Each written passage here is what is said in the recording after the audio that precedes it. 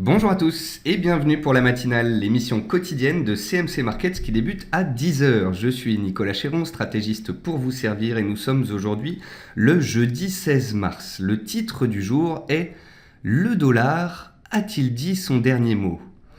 En effet, hier, mercredi 15 mars, la Fed a relevé ses taux de 0,25 points de base, de 0,75 à 1%. La Fed nous a également laissé entendre qu'elle allait, après avoir monté les taux une première fois en mars, monter très certainement les taux 2 fois de plus dans l'année. Hier soir, nous avons fait une émission ensemble, le live Fed à 18h45. Nous avons suivi les décalages de marché à 19h. Nous avons constaté que la Fed restant prudente, restant neutre sur ses projections, eh bien, les marchés ont été satisfaits d'une part que la Fed monte ses taux, ce qui veut dire que les conditions économiques sont favorables.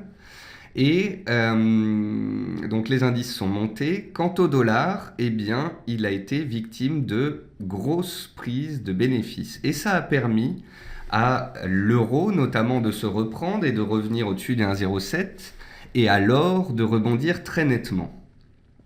Hier soir, après la Fed, je vous disais, attention, si le dollar index accélère sous les 100,80, il pourrait décaler fortement, auquel cas l'euro et l'or pourraient faire de beaux rebonds. Et j'ai continué de commenter dans la soirée en disant que les signaux étaient forts. Cette hausse a perduré dans la nuit. On est allé chercher un 0,730 sur l'euro-dollar et l'or est même remonté à 1230 $. C'est-à-dire qu'en l'espace seulement de 12 heures, l'or est passé de 1000 dollars à 1200, de 1200 dollars à 1230 $. L'or avait perdu 60 $ en l'espace de 2 semaines. Il a regagné la moitié en 12 heures. Eh bien, vous voyez, je suis un peu dubitatif sur les mouvements en cours. Je suis dubitatif sur la poursuite de la hausse sur les indices et je vais être de plus en plus prudent car le DAX n'est plus qu'à 2,5% de ses plus hauts historiques et il arrive donc dans une zone de résistance majeure. Je suis dubitatif également sur la poursuite en ligne droite de la hausse de l'or et de l'euro car le dollar index hier a cassé un support à 100,80, mais il arrive à proximité d'une énorme zone de soutien ce matin. Il a travaillé les 100,20 points et juste sous ses pieds, il y avait les 100 points, le seuil psychologique support du dollar index. Vous comprenez donc pourquoi j'ai utilisé ce titre, le dollar a-t-il dit son dernier mot ? Car le dollar s'est approché d'un support clé ce matin, engendre des prises de bénéfices sur l'or et sur l'euro-dollar. Le dollar n'a peut-être pas dit son dernier mot et s'il rebondissait, eh bien l'or et l'euro pourraient stabiliser, voire corriger suite à ces fortes hausses de court terme. Enfin, cette violence de la hausse sur l'euro et l'or me fait penser à un rebond technique, car on dit souvent qu'un mouvement de fond, une tendance est construite, alors qu'un rebond technique, lui, est rapide et très violent. Et donc cette hausse de l'or entre hier et ce matin, elle a été rapide, violente, elle me fait penser à un rebond technique et ça me laisse penser que on ne va pas forcément continuer si facilement en ligne droite. Voilà. Voilà pour cette longue introduction. J'espère que vous aurez compris ce que je veux dire. Méfions-nous tout de même de cette hausse indicielle puisqu'on arrive dans les nuages. Méfions-nous sur l'euro et l'or car le dollar n'a peut-être pas dit son dernier mot. Bienvenue à tous ceux qui nous rejoignent en cours de route pour cette émission et je salue également tous ceux qui nous regardent sur YouTube. Avant d'aller plus loin, voici un avertissement sur les risques concernant le caractère purement informatif de cette présentation et les transactions de CFD à risque limité. Je vous invite à en prendre note. Vous pouvez utiliser les fonctions de chat et de questions-réponses en haut de votre écran pour pouvoir converser avec moi. Dans cette émission, nous allons voir ensemble les actualités marché, macro, actions, les statistiques économiques passées et à venir, une figure graphique reconnue par la plateforme de CMC Markets et bien évidemment, je répondrai à vos éventuelles questions. Alors, en termes d'actualité marché, le S&P 500 a clôturé en hausse de 0,84% à 2385 points. Il n'est plus qu'à 15 points, c'est-à-dire à peu près un demi% de ses plus hauts annuels et historiques. Le CAC 40 inscrit un nouveau record annuel à l'ouverture à 5030 points. Il faudra voir s'il arrive à clôturer sur un nouveau record ou si au contraire il clôture sous ses records précédents, sous la zone des 5020 points. Le DAX est en hausse ce matin, il inscrit un nouveau record annuel, mais il n'est plus qu'à 2,5% de son record historique à 12 390 points. Et en données mensuelles, on arrive clairement dans une zone de résistance majeure. Donc oui, le S&P est haussier, mais il va devoir casser ses plus hauts récents pour pouvoir accélérer. Oui, le CAC est haussier, mais il doit confirmer et transformer l'essai en dépassant ses records récents en clôture. Oui, le DAX est haussier, il est sur un nouveau record historique, mais plus il va continuer de grimper, plus il va s'approcher d'une zone majeure de résistance. Voilà ce que je voulais vous laisser comprendre. Concernant le pétrole WTI, il a rebondi à 49,5 $. Il a donc cassé les 48,8 $ qui faisaient résistance hier, mais ce mouvement de rebond est principalement dû au repli du dollar américain. Les risques baissiers perdurent sur le WTI sous les 50,50 $. Donc prudence, on a eu un rebond de court terme entre 47 et 49,50. Peut-être qu'on va aller chercher les 50 $, mais le pétrole WTI n'est pas tiré d'affaire. À moyen terme, la configuration reste dégradée. L'or a retracé 50% de sa baisse récente en seulement 12 heures. On a baissé pendant 2 semaines de 1260 à 1200 et on est passé de 1200 à 1230 entre hier soir 20h et ce matin 8h. Donc attention, cette violence du mouvement laisse entendre que c'est un rebond technique. L'euro tente une nouvelle fois de dépasser les 1,07 $ ce matin à 1,0720. Il est dans un canal haussier. Il fait depuis 2 semaines des impulsions haussières assez fortes. Mais il a également l'habitude de monter en dents de scie. Il avance de 3 cases, puis il recule de 2 cases et ainsi de suite. Or, venant d'avancer de 3 cases entre hier soir et ce matin, je me demande si on ne va pas assister à une consolidation plutôt qu'à une accélération haussière. Enfin, comme je vous l'expliquais au début de cette émission, le dollar index n'a peut-être pas dit son dernier mot à l'approche du seuil psychologique des 100 points. En termes d'actualité macroéconomique, la Fed relève son taux directeur de 0,25% dans un range de 0,75 à 1%. Le comité surveillera attentivement l'évolution de l'inflation réelle. Le comité s'attend à ce que la situation économique évolue d'une manière qui justifiera une augmentation graduelle du taux des fonds fédéraux. Les attentes sont donc toujours de 3 hausses plus 0,75% à horizon 2018. Goldman Sachs a abaissé ses perspectives sur les actions à neutre contre surpondération pour les 3 prochains mois. Enfin, les Pays-Bas ont voté contre le populisme après le Brexit et Trump se félicite le Premier ministre. Ensuite, en termes d'actualité entreprise, Obey a fait état d'un bond de 32% de son bénéfice net à 21 millions d'euros, son plus haut historique. Bourbon a creusé sa perte nette à 279 millions d'euros contre 76 millions d'euros un an plus tôt. Le titre perdait 6% dans les premiers échanges. Jacquet Metal a réalisé au 4e trimestre un résultat net de 8 millions contre une perte de 9 millions un an plus tôt, mais ce chiffre était déjà pricé, le titre était neutre ce matin. Enfin, Total a confirmé la mise en distribution d'un 3e acompte au titre de l'exercice 2016 d'un montant de 0,61 € par action. Côté meilleure et moins bonne performance du CAC 40, on note l'automobile en queue du palmarès. Renault et Peugeot pâtissent du fait que les immatriculations ne sont montées que de 2% au mois de février, après 10% l'année dernière pour rappel. Renault est également sous pression à cause d'un scandale des émissions. Le titre perd 8% en 2 jours. Et on notera que ce matin, les titres qui soutiennent le CAC 40, ce sont les bancaires, encore et toujours. Quand les bancaires sont en hausse, il y a de l'appétit pour le risque et les indices sont soutenus et inversement. Côté statistiques passées, on notera qu'on a eu les créations d'emplois en Australie qui sont ressorties inférieures aux attentes cette nuit, 6 000 destructions d'emplois contre 16 000 créations attendues. Le taux de chômage, lui, est ressorti à 5,9 alors qu'on attendait 5,7. Malgré tout, malgré ces mauvais chiffres, on pourra noter que le dollar australien a très bien tenu et que l'AUD-USD et l'AUD-NZD ont profité du regain d'intérêt hier sur les métaux. Je vous rappelle que l'AUD, c'est l'Australie, que la monnaie australienne est très corrélée à l'évolution des métaux. Et donc, quand hier soir, on a l'or, l'argent, tous les métaux précieux qui s'envolent, eh bien, c'est un soutien inconditionnel à l'AUD. Ce jour, à 11 h, on suivra l'indice des prix à la consommation, donc chiffre d'inflation en zone euro. À 13 h, la Banque d'Angleterre et la publication de son taux directeur.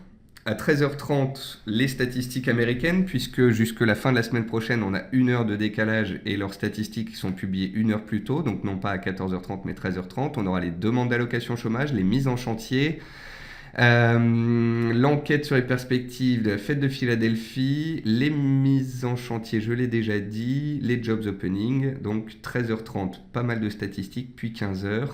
Et à 15 h 30 pour finir, les stocks de gaz naturel, comme toutes les semaines, le jeudi dans l'après-midi.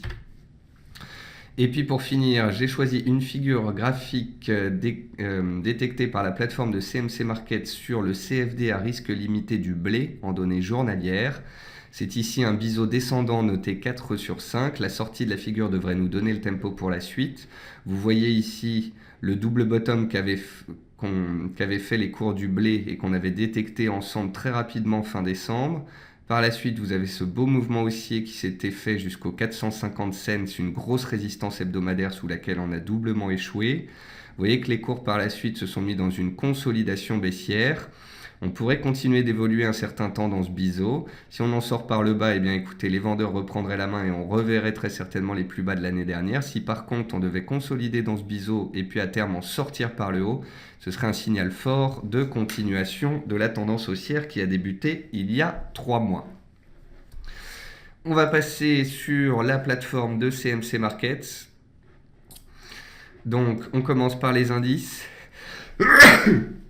Excusez-moi. Donc le DAX, il est haussier à long terme, il est haussier à moyen terme, il est haussier en données journalières. Simplement, attention à ça, une configuration en biseau ascendant qui laisse entendre qu'on a approché de la borne haute et d'une résistance ce matin et qui laisse entendre également que si à un moment donné on venait à sortir de cette figure, on pourrait nettement consolider, puisqu'en théorie on a plus de 75% de chances de sortir par le bas d'un biseau. Et puis je vous rappelle, voici ce graphique en mensuel. Donc en mensuel, depuis l'élection de Donald Trump, depuis le mois de novembre, le DAX est quand même passé de 9 000 à 12 000 points. Il a quand même pris 30% en ligne droite sur les 8-9 derniers mois.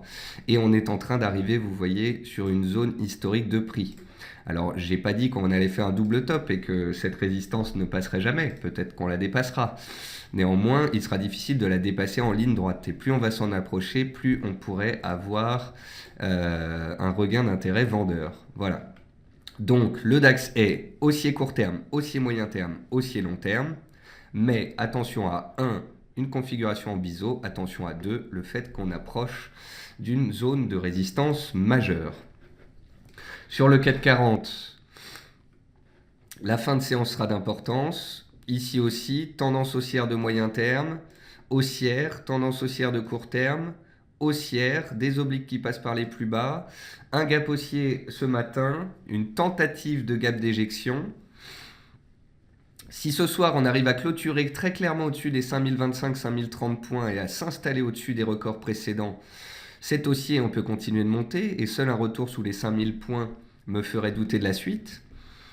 Par contre, si d'ici la fin de la séance, on ne devait pas réussir à accélérer au-dessus des 5025 points, voire même que le CAC 40 devait combler son gap, voire même s'il clôturait à 5000 ou en dessous, ça voudrait dire qu'on assiste à un gap d'essoufflement, qu'on a peut-être été un peu trop, un peu vite, qu'il n'y a plus de force pour les acheteurs et donc qu'on reviendrait plutôt vers les supports. Donc la fin de séance sera d'importance. Oui, c'est haussier. Oui, sur les supports, il fallait rester haussier hier avant la Fed, voire même jouer la poursuite de la hausse. Par contre, maintenant que la Fed est passée, maintenant que cette hausse a eu lieu sur tous les indices, maintenant qu'on est ici aussi sur le CAC, sur des petites zones de résistance, vous voyez ici, je peux tracer une oblique qui passe par tous les plus hauts des dernières séances, eh bien, ça me fait être quand même sacrément prudent. Donc, il fallait bien rester factuel hier soir Constater la hausse des indices, peut-être la mettre à profit. Constater le retournement de l'euro et de l'or et de les mettre à profit. Par contre, il se pourrait également que 12 heures plus tard, soit ce matin, ce soit l'inverse qu'il faille faire. Et non plus être haussier sur les indices puisqu'ils sont sous résistance, et non plus être haussier sur l'euro et l'or puisque les rebonds techniques seraient potentiellement consommés. Donc attention à la fin de cette séance. Concernant le S&P, le S&P est aussi à long terme, aussi à moyen terme, aussi à court terme. Il est dans un range depuis 10 jours. Grâce à la hausse d'hier et de ce matin, il s'approche de ses plus hauts annuels en cours de clôture. Si on les dépasse et qu'on accélère, qu'on va chercher des nouveaux records historiques, eh bien que voulez-vous que je vous dise, le CAC et le DAX suivront. Par contre, si le S&P 500 devait ce soir échouer sous ses plus hauts en clôture et rester dans un range, eh bien le scénario d'une temporisation dont je vous parle depuis tout à l'heure pourrait prendre forme. Donc, clôture d'importance à suivre. Concernant les métaux précieux, donc vous voyez l'argent, on a eu une tendance haussière depuis le début de l'année, une correction assez forte et ici un rebond technique très rapide. C'est pas évident d'envisager la suite. Je pense que le mieux c'est de regarder l'or. Voilà. Et donc l'or, vous voyez, on a eu un mouvement baissier qui s'est fait ici entre 1265 et 1195. Et à 1230, on a retracé pile poil 50% de la hausse. De la baisse, je veux dire. Donc pour l'instant, c'est un rebond technique violent qui permet alors de retracer ces 2 semaines de baisse en 12 heures parce qu'il y avait beaucoup de vendeurs, parce que le dollar a baissé et que les opérateurs ne s'y attendaient pas forcément. Et donc, on a eu et des acheteurs qui se sont présentés et des rachats de positions vendeuses. C'est ça qui a fait que le rebond a été si rapide. Si, après une certaine stabilisation qu'on est en train de faire sous les 50%, on arrive à passer en force et que le dollar index casse les 100 points, pas de problème, l'or peut alors remonter vers ses plus hauts annuels, voire les dépasser en direction des 1300 $. Mais si par contre le dollar index ne devait pas se laisser faire, tenir sur la zone des 100 points sur le dollar index et empêcher l'or de remonter au-dessus de 1230, eh bien attention, ça voudrait dire qu'on a peut-être assisté à un rebond technique et qu'on pourrait très bien de nouveau suivre une latéralisation, voire une consolidation baissière. Concernant le pétrole aussi, bémol sur la hausse en cours. À moyen terme, le jouet semble cassé. On peut tracer en tous les cas une oblique de tendance haussière qui passait par les plus bas de février dernier, les plus bas de fin d'année dernier. Vous voyez qu'on a violemment cassé cette oblique et qu'on est en train de se stabiliser dessus. Pour ma part, tant qu'on est sous les 50-50, voire seuil psychologique des 50, on est à court terme dans un rebond technique et on fait face à des résistances de taille. Donc même si en journalier on a fait un point bas à 47 et qu'on a rebondi un peu, plus on va remonter, plus on va s'approcher entre 50 et 50-70 d'une zone de résistance clé et on verra alors si les acheteurs arrive réellement à prendre la main. Pour l'instant, c'est un rebond technique dans une tendance baissière, ce sont des prises de bénéfices, et il n'est pas dit qu'on ne reparte pas à la baisse par la suite. C'est en tous les cas vers ce scénario, pas que je veux vous aiguiller, mais c'est ce scénario d'une reprise de la baisse sur lequel je veux vous prémunir. Ceux qui penseraient qu'on a fait un point bas et qu'on est reparti à la hausse sur les cours du pétrole, voilà, je voulais juste simplement laisser entendre que ce ne serait pas si évident que ça. Ensuite, toujours sur les matières premières concernant le riz, eh bien c'est décevant. On est sorti du petit range, on a cassé à la hausse, puis on revient à la baisse. On est en train presque hier de réintégrer le range, on essaye de rester au-dessus aujourd'hui. En fait, il faudrait vraiment qu'on casse les 9,60, soit les plus hauts de cette semaine, pour pouvoir valider une reprise. En attendant, je préfère rester neutre et attentiste. Je suis déçu, il n'y a pas d'accélération ici. Donc voilà pour les matières premières. Et concernant les devises, je vais vous montrer un graphique. Regardez, ça c'est le graphique de l'AUD-USD à moyen terme. Ça c'est l'AUD-USD en données hebdomadaires. Alors vous allez me dire, oui, on a eu un double bottom là, on a eu un double bottom ici, les cours sont plutôt haussiers depuis 2 mois, d'accord. Mais, que voyez-vous également? Vous voyez qu'on est sur une zone de résistance majeure. Alors moi, il n'y a pas de problème. Si cette zone de résistance majeure casse, vous voyez, l'AUD était dans une tendance baissière 2013, 2014, 2015. 2016, il s'est stabilisé à plat. Si en 2017, l'AUD devait réussir à casser les 0,78 en clôture et à casser cette zone de prix-là, on passerait de neutre à haussier et il y aurait un potentiel qui s'ouvrirait. Et ce serait la même chose, je pense, sur la plupart des paires en dollars. Mais à court terme, mon message, c'est plutôt de vous dire, attention, on est sous résistance. Si cette résistance passe violemment dans les semaines à venir, eh bien c'est un signal fort, mais à court terme, après la forte hausse que l'on vient de faire depuis le début de la semaine, on approche d'une zone de résistance. Donc attention. Vous voyez, c'est ce message-là que je veux vous véhiculer parce que le dollar index que voici grimpait gentiment au mois de février, puis début mars, il a arrêté de monter. On attendait la Fed. Il y a eu des prises de bénéfices avec les NFP. Il y a eu des prises des bénéfices avec la Fed hier. Mais ce qu'il ne faut pas oublier, c'est que le dollar à moyen terme reste tout de même haussier et que autour des 100 points sur le dollar index qui sont ici, c'est une énorme zone de soutien. Donc hier, on a une forte chute du dollar et le dollar se stabilise désormais. On pourrait continuer de latéraliser un certain temps dans cette zone de prix, mais il n'est absolument pas certain que le dollar casse les 100 points et que donc l'AUD-USD, l'euro-dollar et les métaux continuent de grimper. Je vous rappelle que le dollar américain est plutôt recherché quand la Fed envisage des hausses de taux et qu'elle augmente son rythme et qu'elle est plus positive que par le passé. Et quand la Fed se veut plus neutre et attentiste, eh bien le dollar en subit les conséquences.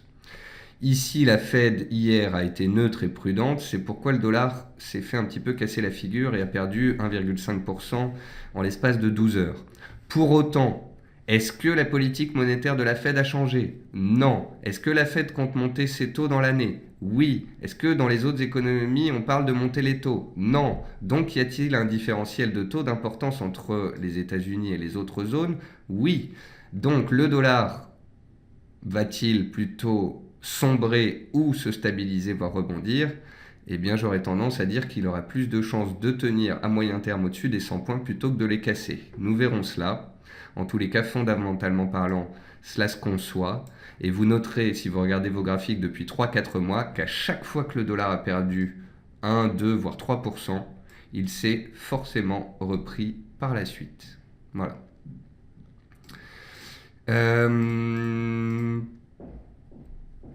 Paul dit, ces chiffres australiens sont inquiétants. 1. Assiste-t-on à un retournement de tendance en Australie? 2. Est-ce que ça traduit quelque chose de l'économie de ses voisins? Alors Paul, non. Les chiffres du chômage en Australie sont plus volatiles que dans d'autres zones. Regardez les chiffres du chômage en Australie ces derniers mois. Vous verrez qu'il y a une fois, on attendait des destructions d'emplois, elles ont été positives. On attendait un taux de chômage en hausse, il était ressorti en baisse. Là, simplement, le taux de chômage se stabilise. D'ailleurs, si vous regardez en Australie le taux de chômage, vous voyez qu'il est à 5,9. Il est remonté par rapport à ces derniers mois où il était à 5,7 ou 5,8, mais c'est pas non plus la fin du monde. Le chômage australien reste autour des 6%, il n'a pas cassé ses plus hauts de 2014-2015, il remonte un petit peu à court terme, c'est un bémol, mais voilà, on reste dans le range habituel de cette statistique. Et l'AUD yen, alors l'AUD yen, le voici. Qu'est-ce que vous pouvez constater sur l'AUD yen? C'est que l'AUD yen monte beaucoup moins vite que l'AUD USD. L'AUD yen a pris 100 points en une semaine. L'AUD USD, lui, a pris 200 points. Donc s'il y a une paire qui doit monter plus que l'autre, c'est l'AUD USD qui doit monter plus que l'AUD yen. Et pour que l'AUD USD monte, il faut que le dollar baisse. Et le dollar, je viens de vous expliquer qu'il n'était pas loin d'un support. C'est la raison pour laquelle, autant on pouvait être haussier sur le support à 0,75 quand on en a parlé la semaine dernière, autant maintenant qu'on arrive sous résistance, et même si à moyen terme je pensais que ça pouvait passer, j'attendrai l'éventuelle cassure des plus hauts récents pour parler d'un signal acheteur éventuel. D'autant plus parce que le dollar est à proximité d'une zone de support. En bref, vous l'aurez compris, il fallait rester factuel sur les indices hier, qui sont toujours haussiers. Il fallait constater le retournement de l'euro et de l'or et potentiellement de le mettre à profit hier soir avec la Fed. Mais, sur les indices, on a tenu les supports, on est remonté sous résistance. Et de nouveau, il faut faire attention car à chaque fois qu'on monte de 3 cases sur les indices, on recule de 2. Même chose sur l'or et l'euro-dollar. De beaux rebonds, techniques et rapides, mais qui trouvent rapidement des résistances qui, pour continuer, nécessitent un dollar baissier. Et le dollar, lui, n'a peut-être pas dit son dernier mot. Nous verrons donc les statistiques de cet après-midi et comment le dollar réagit.